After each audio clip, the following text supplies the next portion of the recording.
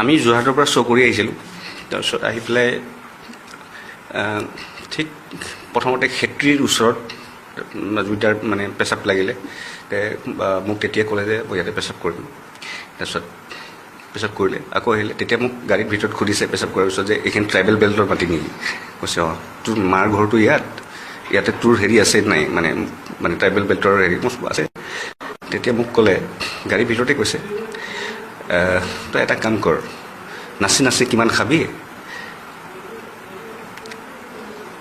আমি ইয়াতেই 100 বিঘামান মাটি লৈ ল'ম, লৈ পেলাই সেইটো ফিল্ম চিটি বনাওঁ।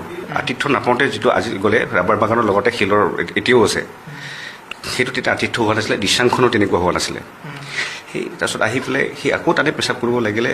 সি নামিছে, নামোতে সি পেচাব কৰিব লওঁতে জুবিনদাই পেচাব যেতিয়া কৰিছোঁ, মই ইয়াত কৰিব নকৰিব, এইটো আমাৰ এনেকুৱা শিলপুটা বুলি কয়, মানে শিলপুটা মানে। তাৰপিছত ক'লে যে যেতিয়া আমি পিণ্ড দিওঁ মানুহ মৰাৰ পিছত, য'ত পিণ্ড দিয়া হয়, এই শিলটো এটা পুতি পেলাই তেখেতৰ শিলপুটা হয় আৰু তাৰ নামতে পিণ্ড দিয়া হয়, এইটো শিলপুটা। তেতিয়া ক'লে, আৰে তোকতো মই কি কয় ৰাতি 2-2:30 বজাত লৈ পেলাই ভূটনাথ যাওঁ, আমি তাতে শ্মশান যাওঁ, আমি কি কয় কৰ্টিলিংগ যাওঁ, এইটোতো আৰু ভাল কথা।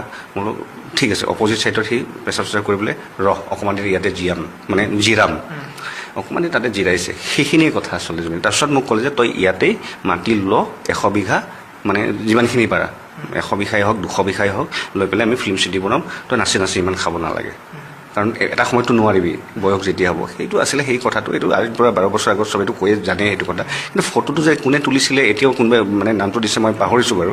কিন্তু তেতিয়া ইমান গম নাপাওঁ, তেতিয়াতো মোবাইলৰো ইমান হেৰি নাছিলে আচলতে।